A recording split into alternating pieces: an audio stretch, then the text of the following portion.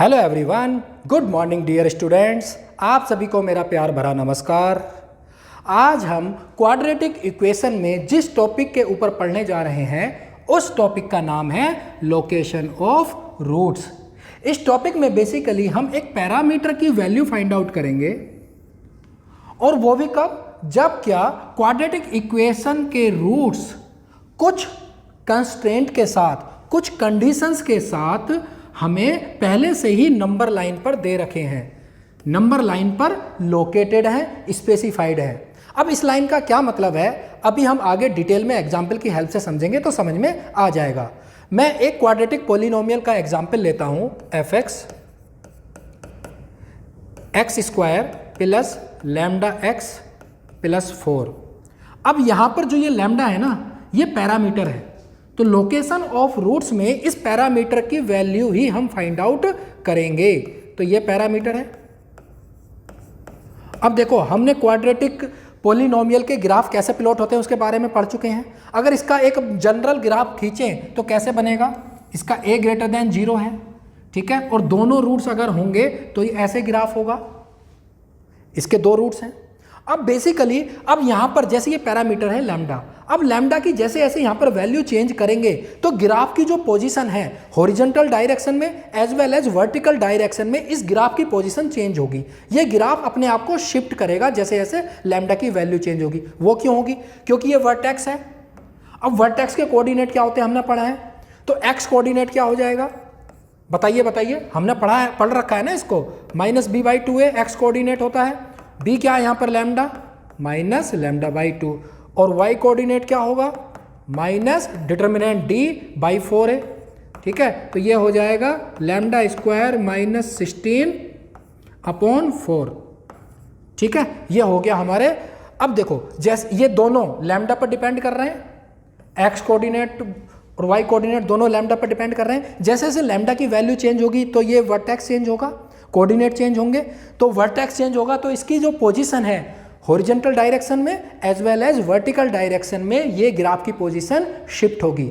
So as you change the value of lambda, the position of this graph will change in horizontal direction as well as vertical direction, ठीक है। तो location of roots में हमें पहले से ही number line पर जो roots हैं उनकी लोकेशन बता दी जाएगी। एग्जाम्पल के तौर पर अगर हमें बता दिया गया है कि भाई दोनों जो रूट्स हैं वो 1 और 3 इसके बीच में लाई करते हैं, इस इंटरवल के बीच में लाई करते हैं दोनों रूट्स, तो लैम्डा की क्या क्या पॉसिबल वैल्यूज हो सकती हैं। अब देखो, लैम्डा की अलग अलग वैल्यू के लिए अलग अलग ग्राफ प्लॉट होगा, अलग अलग ग्राफ बनेंगे, ठीक है। तो लैम्डा की वो वाली वैल्यूज बतानी है हमें जिसके लिए दोनों रूट्स 1 और 3 के बीच में लाई करें।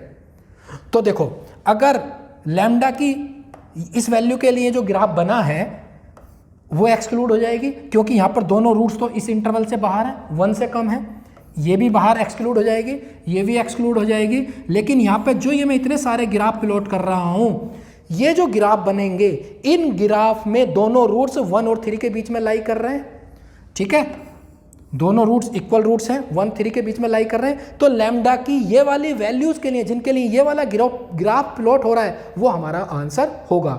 तो लोकेशन ऑफ रूट्स में हमें पहले जो रूट्स हैं उनकी लोकेशन दे दी जाएगी, उसके हिसाब से हमें लैम्डा यानी कि पैरामीटर की वैल्यू फाइंड आउट करनी है जिसके लिए ये वाली कंडीशन फुलफिल हो सके।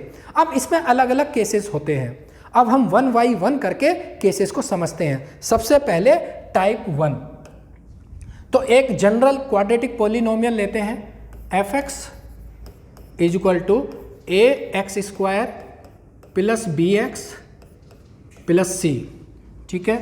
अब टाइप 1 जो होगा, टाइप 1 अलग अलग वैरायटी होगी, अलग अलग केसेस अब हम पढ़ने वाले हैं। तो टाइप 1 में इफ बोथ रूट्स यानी कि दोनों roots, if both roots of quadratic equation are greater than D, मतलब डी कोई स्पेसिफाइड नंबर है, तो दोनों रूट्स जो है क्वाड्रेटिक इक्वेशन के इस नंबर से बड़े हों तब पैरामीटर की वैल्यू क्या होगी।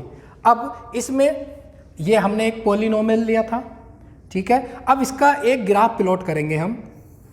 ये नंबर लाइन है, इस नंबर लाइन पे कहीं भी एक नंबर ले लो डी, ये डी हो गया। सबसे पहले अब हमें अपने बुद्धि का यूज करके दिमाग लगा के अलग अलग पॉसिबल ग्राफ, जितने पॉसिबल ग्राफ बन सकते हैं इस कंडीशन को मानते हुए, वो पहले प्लॉट कर लेते हैं। तो दोनों रूट्स डी से बड़े होने चाहिए। डी, ये डी नंबर हमने प्लॉट कर दिया है, पोजीशन फाइंड आउट कर दी है। अब दोनों ये ग्राफ ये प्लॉट हो सकता है, देखो इसके दोनों रूट्स, ये रूट्स हैं डी से बड़े हैं, क्योंकि इधर जितने भी नंबर होते हैं डी से बड़े होते हैं, ठीक है। ये ग्राफ भी हो सकता है और साथ में ये वाला ग्राफ भी हो सकता है, जब क्या टच करके जाए इस लाइन को, जब दोनों रूट्स इक्वल हों।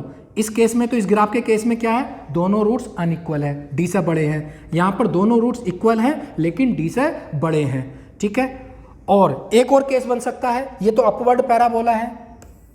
दूसरा केस बन सकता है जब क्या डाउनवर्ड पैराबोला है, और डाउनवर्ड पैराबोला में भी दोनों केस बन सकते हैं ग्राफ के। सबसे पहले हम ग्राफ प्लॉट कर लेते हैं, और ग्राफ को प्लॉट करने के बाद इन ग्राफ से हमें जो जो दिख रहा है, जो जो कंडीशंस दिख रही हैं वो लिख लेते हैं, ठीक है। अब यहां पर इन ग्राफ से हमें क्या क्या दिख रहा है, इस ग्राफ में देखो अपवर्ड पैराबोला है तो a ग्रेटर देन 0, और क्या दिख रहा है, ये वर्टेक्स है। इस वर्टेक्स का जो x कोऑर्डिनेट है डी से इधर लाई करेगा, डी से राइट साइड में जाएगा, तो यानी कि डी से हमेशा बड़ा होगा, और वो क्या होता है -b/2 है। x कोऑर्डिनेट हमेशा डी से बड़ा होगा। अब देखो इस ग्राफ के लिए जो d है वो ग्रेटर देन 0 होगा, अनइक्वल रूट्स हैं, दो रूट्स हैं अनइक्वल हैं, और इसके लिए, इस ग्राफ के लिए d ग्रेटर इक्वल टू 0 होगा। तो दोनों के लिए अगर कंबाइन कंडीशन क्या बनेगी, d ग्रेटर देन और इक्वल टू 0 डिटर्मिनेंट। और अब देखो अगर मैं इसको आगे थोड़ा प्लॉट करूं ऐसे, और इस पे d पर, इस फंक्शन की d पर क्या वैल्यू होगी, ये जो ग्राफ है इसका, इसकी d पर क्या वैल्यू होगी, ऊपर है यानी कि 0 से बड़ी वैल्यू आएगी, तो फंक्शन की इस पर वैल्यू ग्रेटर देन 0 होगी। ये चार कंडीशन, ये बहुत सारे स्टूडेंट्स इनको रटते हैं, इनको रटना नहीं है। सबसे पहले ग्राफ प्लॉट कर लो, और ग्राफ प्लॉट करके देखकर उनसे जो जो कंडीशंस, इन्फ्रेंसेस हम निकाल सकते हैं वो पहले लिख लो। अब ऐसे ही हम इस ग्राफ की कंडीशंस को हम लिखेंगे। यहाँ पर डाउनवर्ड पैराबोला है, -b/2a ग्रेटर देन d होगा, अगेन इसका भी डिटर्मिनेंट ग्रेटर देन और इक्वल टू 0 होगा, और इसकी एफ डी पर वैल्यू अगर इसको नीचे प्लॉट करेंगे तो ये डी पर जो वैल्यू आएगी ये नीचे लाई करेगी, यानी कि ये 0 से कम होगी, लेस देन 0। अब इन दोनों कंडीशंस का हम यूनियन निकालते हैं, इन दोनों कंडीशंस का यूनियन। तो देखो जो जो कंडीशंस हमें बिल्कुल कॉमन दिख रही है उसको लिख लेते हैं, -b/2a ग्रेटर देन d, ये कंडीशन दोनों में लाई कर रही है। डिटर्मिनेंट ग्रेटर देन और इक्वल टू 0 ये लाई कर रही है, ठीक है। अब यहां पर इसको ऑब्जर्व करो, इसको ऑब्जर्व करो जरा, a पॉजिटिव है, एफ डी ये भी पॉजिटिव है। अगर इन दोनों को मल्टीप्लाई करेंगे, इसको और इसको, ए एफ डी इन दोनों को मल्टीप्लाई करेंगे तो पॉजिटिव नंबर आएगा। यहां पर ये निगेटिव है, एफ डी ये निगेटिव है, और निगेटिव निगेटिव दोनों को मल्टीप्लाई करेंगे तो ए एफ डी कैसा आएगा, वो पॉजिटिव आएगा, निगेटिव इंटू निगेटिव पॉजिटिव आएगा। तो देखो ए एफ डी दोनों का मल्टीप्लाई, एक कंडीशन आ गई, कॉमन कंडीशन आ गई, A F D greater than 0। ये तीन कंडीशंस कॉमन बाहर आ गई। अब हम इस पे एक क्वेश्चन सॉल्व करते हैं, क्वेश्चन से और अच्छे से क्लैरिटी आ जाएगी। ठीक है भाई, समझ में आ रहा है? तो देखो एक इक्वेशन है x² -6dx + 2 -2d + 9d²। ये क्वाड्रेटिक इक्वेशन है। यहां पर जो पैरामीटर है d, हमें d की पॉसिबल वैल्यूज फाइंड आउट करनी है। और वो कब फाइंड आउट करनी है? कंडीशन क्या है रूट्स की कंडीशन? जब क्या बोथ रूट्स, दोनों रूट्स 3 से बड़े हों, both roots are greater than 3, तो हमें d की वैल्यू बतानी है। तो तो इसका अब हमें सॉल्यूशन निकालना है। ठीक है, अब देखो सबसे पहले हमने क्या करा, सबसे पहले हम इसका ग्राफ प्लॉट करेंगे। यहाँ पर एक्स स्क्वायर का कोफिशिएंट 1 है, यानी कि 0 से बड़ा है, तो ये अपवर्ड पैराबोला है। कैसा पैराबोला है? अपवर्ड पैराबोला है। और दोनों रूट्स किससे बड़े होने चाहिए? 3 से। तो हमने 3 ये पोजीशन मार्क कर ली। अब यहाँ पे पॉसिबल ग्राफ क्या क्या बन सकते हैं? ये दोनों ग्राफ बनेंगे, ठीक है। और ये अपवर्ड पैराबोला है, तो यहाँ तो a ग्रेटर देन 0 है ही है। तो और क्या क्या कंडीशन है? एक कंडीशन है इसकी -b/2a, 3 से बड़ा होगा। जो x कोऑर्डिनेट है वर्टेक्स का, ये 3 से बड़े होगा। दूसरी कंडीशन होगी जो d है डिटर्मिनेंट, वो ग्रेटर देन और इक्वल टू 0 होगा। तीसरी कंडीशन क्या होगी? तीसरी कंडीशन होगी fd, यानी कि f3। 3 पर जो वैल्यू होगी इसको एक्स्ट्रापोलेट करेंगे आगे को, अगर आगे को यहाँ पर मिलेगा तो वो कहाँ मिलेगा? f3 वैल्यू ग्रेटर देन 0 होगी। ठीक है, अब इन तीनों को हम सॉल्व करेंगे तो हमारी d की वैल्यू आ जाएगी, वही हमारा आंसर होगा, जिसके लिए दोनों रूट्स 3 से बड़े हैं। तो इसको हम एक एक कंडीशन को सॉल्व करते हैं। Number 1 -b/2a, -b/2a greater than 3, और b क्या है यहाँ पर? -6d है। ठीक है, ये तो अब सिंपल कैलकुलेशन है। a यहाँ पर 1 है, ये greater than 3, 6d greater than 6, तो d ग्रेटर देन 1। एक कंडीशन आ गई है। अब दूसरी कंडीशन सॉल्व करते हैं।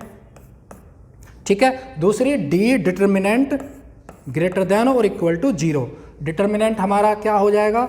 -6d स्क्वायर -4ac और 2 - 2d प्लस 9d स्क्वायर, ये ग्रेटर देन और इक्वल टू 0। 36d स्क्वायर, 4 2 जा 8, 4 2 जा 8, 4 9 जा 36d स्क्वायर इक्वल टू 0। ये इससे कैंसिल हो गया। अब 8d ग्रेटर देन 8 और इक्वल टू, ठीक है, तो d की वैल्यू आ जाएगी, ये आ गई दूसरी कंडीशन का सॉल्यूशन। दूसरी कंडीशन से ये आ गया d 1 के बराबर हो सकता है या 1 से बड़ा हो सकता है। अब तीसरी कंडीशन को हम सॉल्व करते हैं। तीसरी क्या थी? f3 greater than 0। तो इस इक्वेशन में हम 3 रख देते हैं, फिर इसको सॉल्व करेंगे। तो 3 का square -6d into 3 plus 2 - 2d plus 9d square, ये होगा 0 से ग्रेटर देन। ओके, अब इसको सॉल्व करेंगे। 9 18d plus 2 - 2d plus 9d के, अब इसको सॉल्व करते हैं। ये होगा 20d, 9 प्लस 2 11, ये ग्रेटर देन 0। इसके अब फैक्टर बनाने हैं। इसके फैक्टर बनाने के लिए 20 को लिख सकते हैं 9d minus 11d plus 11 greater than 0। यहाँ से 9d कॉमन आ जाएगा तो बचेगा d -1, यहाँ से 11 कॉमन आ जाएगा, बचेगा d -1 ग्रेटर देन 0, d -1, ठीक है, 9d -11। अब इसकी वैल्यू पॉजिटिव आनी चाहिए, तो पॉजिटिव कब आएगी? इनकी वैल्यू 0 होगी 1 पर और 11/9 पर, ठीक है, d की वैल्यू। लेकिन पॉजिटिव 11/9 से इधर पॉजिटिव होगी, यहाँ पे निगेटिव होगी, इधर फिर पॉजिटिव होगी। तो इसमें जो इसका आंसर आएगा d की वैल्यू आ जाएगी -∞ से लेकर 1 तक, यूनियन 11/9 से लेकर ∞ तक, ठीक है। अब ये तीनों सॉल्यूशन आ गए, ठीक है भाई। अब इन तीनों का इंटरसेक्शन हमें लेना है, इन तीनों का इंटरसेक्शन लेना है, हमारा आंसर आ जाएगा। क्या निकालना है? इंटरसेक्शन। तो वो हमारा जो फाइनल आंसर होगा वो आंसर हो जाएगा। तो d की वैल्यू देखो 1 से बड़ी होनी चाहिए, 11/9 से बड़ी होनी चाहिए। तो इन तीनों का इंटरसेक्शन जो आएगा हमारा, तो d की वैल्यू फाइनल आंसर जो हो जाएगा 11/9 से ∞ तक, ये हमारा हो गया फाइनल आंसर। तो डी का जो इंटरवल वैल्यू आ गई, ये आ गई। तो डी की इन वैल्यू के लिए हमारे इस इक्वेशन के जो रूट्स होंगे, दोनों रूट्स होंगे, वो 3 से बड़े होंगे। मैं आशा करता हूं आपको ये टाइप 1 वाला जो केस है समझ में आ गया होगा। ठीक है, आपको कोई डाउट है तो कमेंट सेक्शन में जरूर लिख के बताइए। ठीक है, तो इसी प्रकार लोकेशन ऑफ रूट्स में हमने क्या समझा है कि पहले हमें रूट्स की लोकेशन दे दी जाएगी, फिर जो एक पैरामीटर है उसकी वैल्यू हमें फाइंड आउट करनी है। ठीक है, धन्यवाद।